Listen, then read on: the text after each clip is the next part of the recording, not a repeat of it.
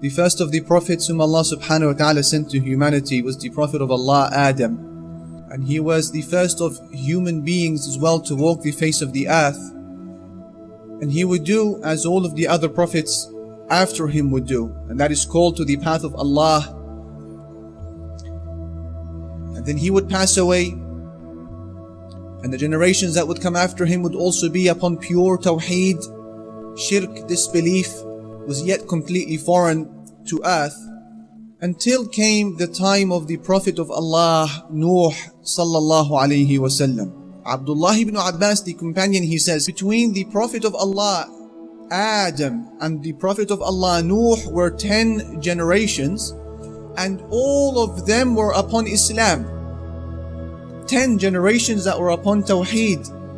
10 generations that were completely unfamiliar to the concept of shirk and disbelief altogether. Allahu Akbar. There were 5 particular men who were named in the Quran. These were men who were known for their righteousness and their devoutness to Allah, named Wad and Suwa' and Yaghuth and Ya'uq and Nasr. And when they passed away, Shaitan came to their people and they said, "Why don't you erect statues in remembrance of the devotion of these men to Allah subhanahu wa ta'ala?" And so they erected these statues. And whenever they feel that their iman was going through a bit of a bust, a bit of a fatigue, they would go to these statues, and merely looking at them would make them feel recharged with iman. And time would elapse, and generation upon generation would pass, and slowly knowledge would begin to disintegrate, i.e. the purpose of these statues and why they were originally erected. When the shaitan had all of this in place, he got the final thing, which is shirk. This is what he wants. Generation after generation, the shaitan was able to convince their children. They started to worship these statues. He said, "Your forefathers used to worship them. Why don't you worship them as well? Surely your forefathers wouldn't have had them here if it wasn't for their importance." And so they began to give them offerings and pray to them, my dear brothers and sisters. They worshipped idols which they carved with their own hands. And this now would be the beginning of shirk as we know it today. They were now being worshipped all out besides Allah subhanahu wa ta'ala, and Shaitan had achieved what he had planted many years ago. And so there came out a people who were called the elitists. They were power hungry people, money hungry, and loved to have control. And they used these 5 gods, which they called, in order to control people and to make up their own religions and laws, so that it turned the people into a hierarchy and there was injustice. And so Allah subhanahu wa ta'ala, due to His infinite mercy, would send yet another prophet, but he would also be a Rasul, a messenger. He would be the first messenger on the face of the globe, not the first prophet. We said that was Adam. This would be the first of the messengers, calling people back to the way of the prophets before him. And this would be the Prophet of Allah, Nuh sallallahu alayhi wa sallam. Nuh, who Idris is the father of the grandfather of Nuh. Nuh was the only Muslim worshipping Allah Azza wa Jal alone at that time. Everyone beside Nuh associates someone else with Allah Azza wa Jal. He is not only revered in the Islamic faith, but also in Christianity and in Judaism. And historians, past and present, both Muslim and non-Muslim, whenever they mention him with respect and honor. And this is truly the promise which Allah gave in the Quran, where He said, "And we left for Nuh a great name after him among the people. Peace be upon Nuh, known to the entire world." Do you know how long Nuh alayhi salam lived for? More than 1,000 years. Do you know how long Nuh alayhi salam stayed calling his people to the truth, and how long he tried to guide them? Patiently, 950 years. 950 years, as Allah states in the Quran. The name Nuh means easygoing, and truly he was very, very patient. He has a very lofty level. You see, all the messengers are not of the same level. Allah says in the Quran, those messengers, we have raised some above the others. Allah says that we have taken the strong covenant from you, O Muhammad sallallahu alayhi wa sallam. وَمِن نُوحٍ وَإِبْرَاهِيمَ وَمُوسَى وَعِيسَى بْنِ مَرْيَمَ. Allahu Akbar. So those are the 5 that were the highest. Nuh alayhi salam now came to them. We sent Nuh to his people. We said to him, O Nuh, warn your people before a terrible torment comes to them. What did he say to them? I am from your Lord a warner. Go back to the worship of Allah alone, and fear Him alone, and obey Him alone. Listen to what I'm telling you. It's better for you. If you do so, Allah will forgive your sins, and He will wait for you till a day that is coming, a day of judgment, and He will reward you amply. Behold, when the time of your Lord comes that He will take your lives, no one can delay it. He began with the Tawheed, monotheism. What was the response of his community? The response of his community was a very arrogant one. O Nuh, we feel that you are in major error. You are following a misguided path. The Prophet of Allah Nuh would respond to his community and he would say, O my people, there is no misguidance in me, but I am a messenger sent to you from the Lord of the worlds. I am only conveying to you the messages of my own Rabb, and I am giving you advice. Weigh what I am saying, and if it makes sense, and it will definitely make sense if you are ready to ponder over it, then follow it. So a few people started following him. Who? Very few. After so many years, one person. After so many years, another person. And the rest of them, they followed those who had money. They followed those who had authority. They followed those who had dignity in society. And who were the vast majority of the followers of Nuh? They were the poor and the weak. The disbelievers from the community of Nuh, they said to him that we see you that you are just a human being like everybody else. And we see that the only ones who are following you are the fools in the community, or the lower class of the community at first suggestion. So they're saying to him that we have an issue. Why would we accept your message whilst those who have believed you, they're accepting it at first suggestion? In other words, they haven't given it much thought. You say something to them and they accept it straight away. And then they said, and we don't really think that you have any superiority over us. Rather, we reckon that you are all liars. What virtue do you have over us? You're just like us. You've got eyes and ears and hands and everything just like us. You are a human being. There's no virtue. This was the excuse of the people of Nuh alayhi salatu wassalam. He told his people, O my people, listen, what if Allah has granted me signs, clear proof, clear evidence? Are you going to consider it? And what if Allah has given me mercy and has had mercy upon me, which you are blinded from? You cannot see. You need to open your eyes and see what I'm saying. Turn to Allah. Oh my people, I'm not going to ask any recompense from you. I don't want money for what I am teaching you. My reward is with Allah subhanahu wa ta'ala. And they accused him by saying, no, he only wants to have power over you. He wants to be special. He wants to be a celebrity, superior to you. They said if God wanted to and he was truly a prophet, he would send angels to us, not a man. They said, we never heard of this in the stories of our forefathers. What is this new thing that he has brought us? So when the people saw that their so-called lower class were following Nuh alayhi salam, they started to pick on it. They started saying, what is this, O Nuh? All we see is that low class, uncivilized, uneducated, backward people are following you. We can't mix with them. So one day they offered him. They said, O Nuh, we'll follow you and join you on one condition, that you kick out all those low class people. He said, I'm not going to kick these people out. They will be facing Allah too. And they'll be judged like you too. So they need to sit down with me like everyone else. And he said, I see you as people with ignorance. And then he said, oh my people, who will support me? If I kick these people away and Allah Azza wa Jal will want to punish me, who will stand by me? These are Allah's servants. These people have rights to listen.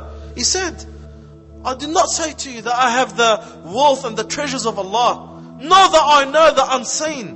Know that I am an angel. And I did not say that these people that you are looking down at, Allah would not give him rewards.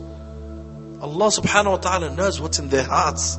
If I do so or say something, I am from the oppressors. So they did not listen to him. So that if that's the case, we wanted to give you some respect, but you didn't listen to us, then go.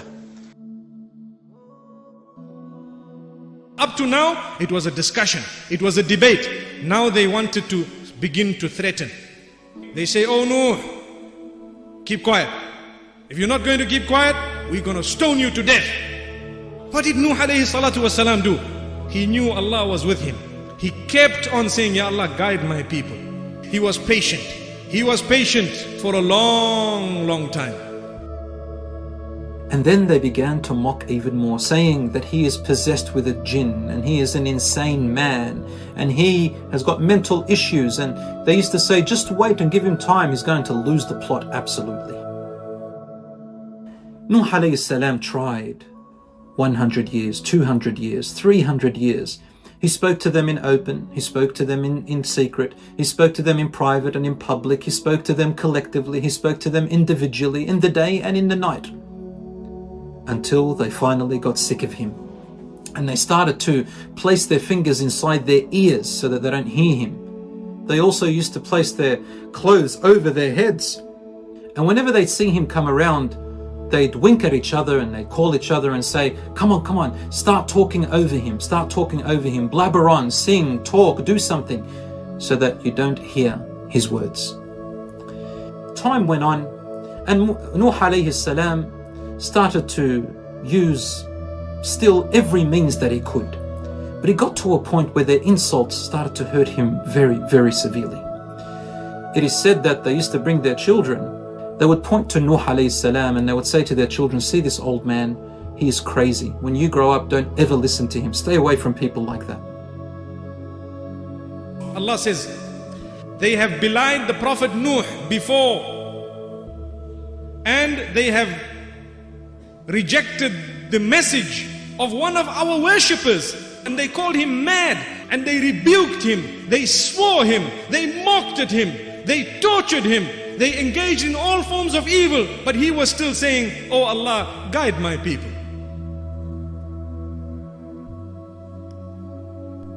How long did this push and shoving and pulling and conversing, how long did that take place?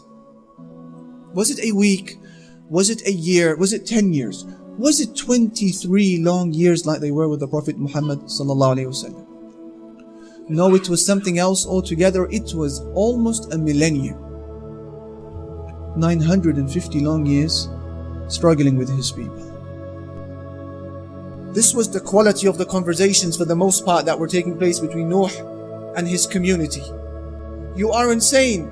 I'm not insane. I'm a messenger. You are mad. I'm not mad. These are the signs of Allah. You are this.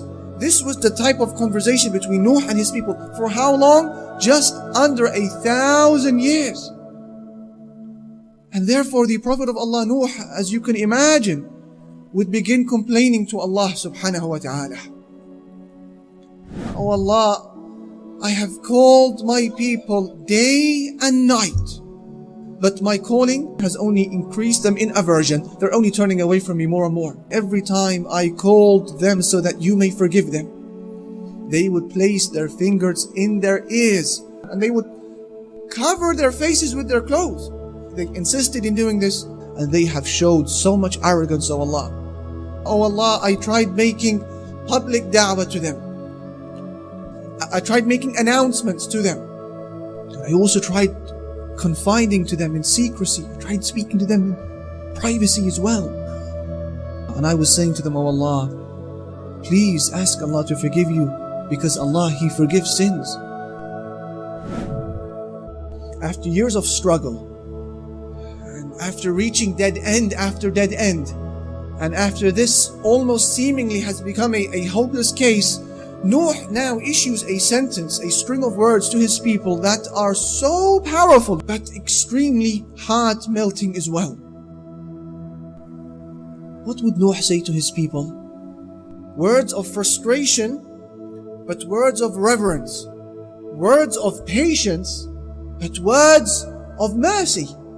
All of this captured in the following sentence. He said to his people, why is it, O my people, that you don't attribute to Allah due grandeur? He's saying to them, why don't you see Allah as great? Why? Words of frustration, but words of mercy and rahmah. He says, Allah has created you in stages. Oh my people, don't you see how Allah has created the 7 heavens in layers? Don't you see how the moon is a lamp, is a reflective light? He has made the sun a burning lamp. Don't you see how Allah has caused you to grow out from the earth in a progressive manner, and that you're going to return back to the earth?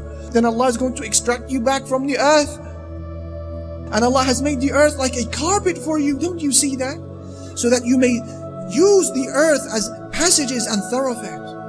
The people of Nuh, they come to him and they now want to give him their conclusion as per what they have deduced with regards to Nuh.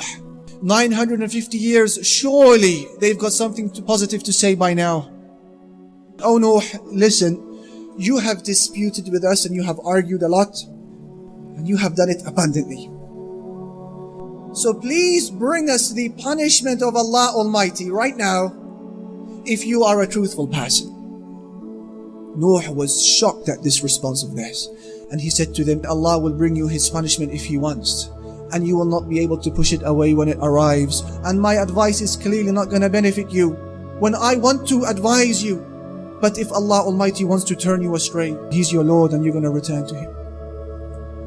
At this point, dear brothers and sisters, Prophet Nuh was not just being rejected by his people. He was now despised. He was abhorred. He was hated by his people and by the masses of them as well. Young and old, male and female, slave and free man. They all hated him. Imam al-Qurtubi says that it was said that there was a young man who was carrying his son on his shoulders. And the child, when he saw Nuh, sallallahu alayhi wasallam, he said to his father, "Oh my father, please help me." Reach down to pick up the rock. He knelt down, he picked up the rock and he threw it at Nuh. And Nuh alayhi salatu wasalam began to bleed. This is what the relationship had become between Nuh and his people. The children hated him. The adults hated him. Arrogant people to the fullest meaning of the term. And now Nuh, he makes his complaint to Allah once again. But now his language is about to change. And he says, "Oh Allah, I have been overcome. I have been overcome, so now please help me." Allah says, "Nuh called upon us, and how great are those who respond," Allah says about himself. Help was now on its way. Help was on its way. Finally, they started to do a campaign and walk out in the streets, and they would call out upon their gods, Wad, Suwa', Yaghuth, Ya'uq, and Nasr. And they used to say to the people, "Don't abandon your gods, don't abandon your tradition." He went through so much turbulence, so much sabr, that only a handful of people accepted his message in 950 years. Imagine, the narration makes mention of 11 people. In 950 years, 11.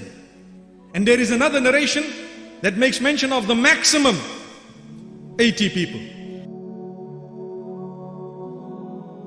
Finally, Allah subhanahu wa ta'ala sent Jibreel to Nuh one night, and he said to him some very sad news. No more of your people shall believe in you other than those who have already believed. So grieve no longer at their misdeeds. So now Nuh alayhi salam gave up hope. He did not give up hope because he doesn't want to give da'wah anymore. No. Because Allah had told him that no one else is going to believe. Since that's the case, Nuh alayhi salam in his wisdom, he said, well then, there's no use for all these mushrikeen, these idol worshippers to remain on earth. If they stay, they're going to delude their children and their children's children, and they're going to fill the earth with corruption and malice and all of that stuff. So then he made his famous dua. Nuh alayhi salam said, "O my Lord, do not leave a single disbeliever on the face of the earth. If you leave them alive on the face of the earth, they will lead your servants astray. And they will not give birth to anyone except arrogant, boastful disbelievers." forgive me and my family, and anyone who enters my house a believer. And forgive the believers, men and women, and do not increase the criminals and the oppressors anything but more grief. Then he said to him, I order you to go and construct an ark under our eyes and as our revelation, and address me no further on behalf of those who have been unjust. They shall be drowned in the flood. Allah subhanahu wa ta'ala revealed to Nuh to build an ark, and to build the ark in the middle of the desert on a mountain. And Nuh stayed 100 years building the ark. He would plant a tree and he would wait for the tree to grow. Then Allah Ta'ala would teach him how to saw it down, how to cut it into planks, and how to nail it together into a ship that's not going to cross over a small river, into a ship that's going to have to survive the worst flood that humanity has ever experienced. And he begins now creating the ark. Every time when they passed him, they used to laugh at him. Ya Nuh, you've now become a carpenter, we're seeing. You used to be a prophet, you stopped calling us, at least, but now you're becoming a carpenter, but we want to give you a piece of advice. Scoffing at him, they said, you want to build an ark or a ship, you'd rather do it on the coast, because how are you going to take it from here to there? Is a jinn going to come and carry it for you all the way there? He says, you want to laugh at us today, don't worry. A day is going to come when we will be laughing at you. They say the ark was 900 meters long, and it was 150 meters wide and 90 meters high. He covered the top as well. It was not a ship with the top opened, it was covered as well. So here Nuh alayhi salatu wasalam was now ready. And then the Prophet of Allah, Nuh, sallallahu alayhi wasallam, he is given a sign by Allah. When you see that sign, it means now the flood is on its way. Quickly go to the ark. What was the sign? The oven that you have in your home will begin overflowing with water. When you see that happening, out you go. The flood is now on its way. Until our command finally came and the oven overflowed with water. He saw it overflowing with water. We said to Nuh, go out and take to the ark now from everything, a pair, a male and a female, and your family, and those who believe. Allah says, it was only a few who believed with Nuh. And now he goes out of his home and he begins now gathering the animals. Imagine the herbivorous and the carnivorous and the wild and the tamed, the small and the big, the animals that walk on all fours, that walk on twos, that crawl on their bellies. They all now, in a remarkable scene of planning by Allah, begin making their way to this ark. And what few who were with Nuh, they also go as well.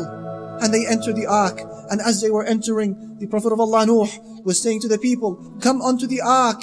In the name of Allah is its setting and is its anchorage. My Lord is the most forgiving, the most merciful.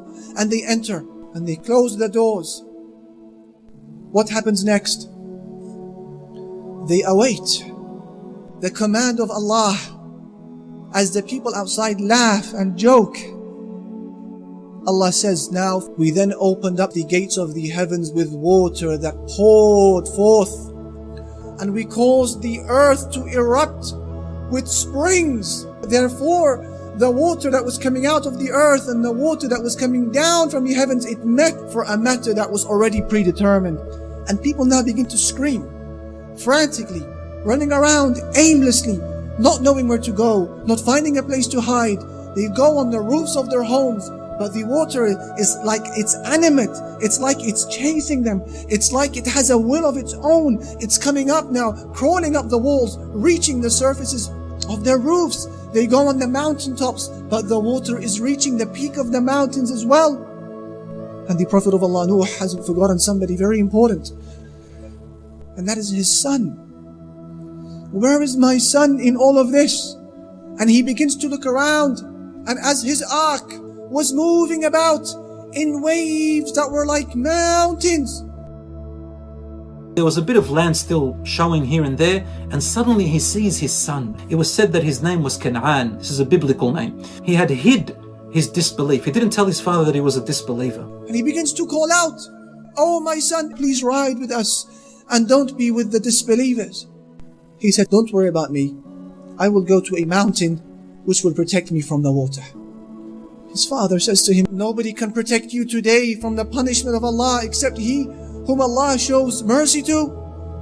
And you can imagine now the Prophet of Allah, Nuh, looking at his son as he sees now the tides chasing him, as he runs but they're cornering him. Then the waves came crashing down, separating Nuh from his son. He now cannot see him, and thus his son was amongst those who were drowned as well. Nuh alayhi salam was extremely emotional and he went silent. This thing remained in his mind, that Allah subhanahu wa ta'ala was going to save his family. But he started questioning inside of his heart, why did my son go?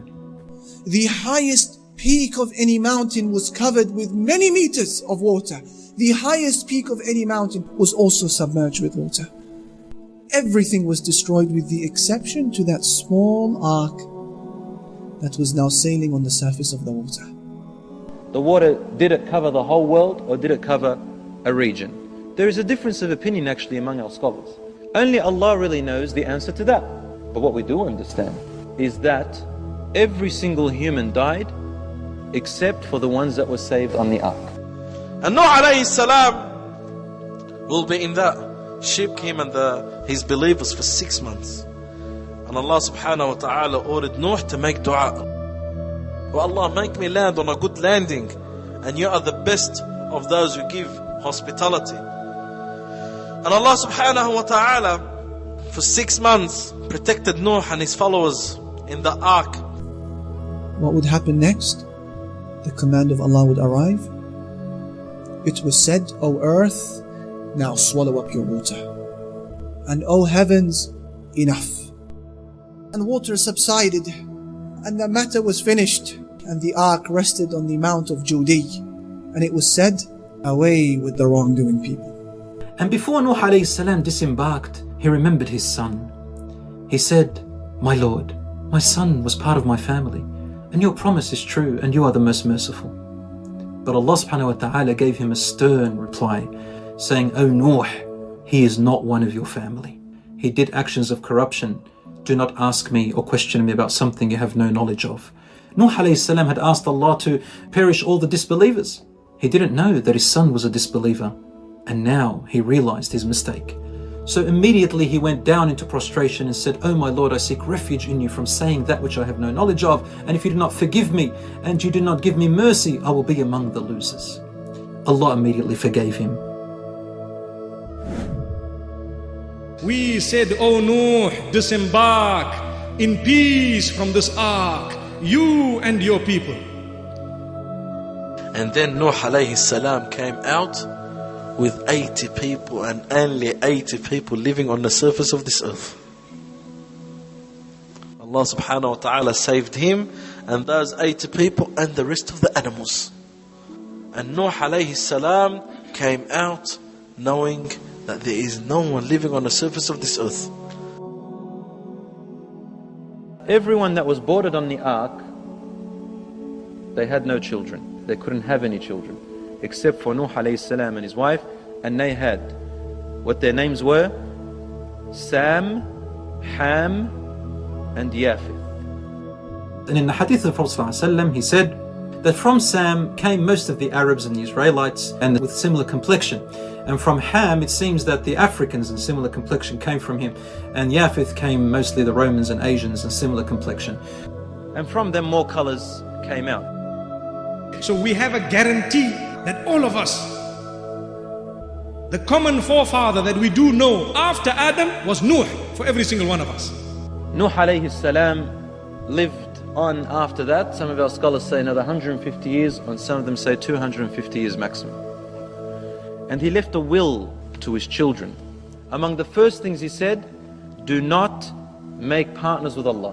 That's the most important thing in our whole life. Never make partners with Allah. Teach your children La ilaha illallah, not just by the tongue, but also by meaning. Let them understand that La ilaha illallah, my dear son or daughter, means there is no God worthy of worship except for Allah, and explain it to them what it means.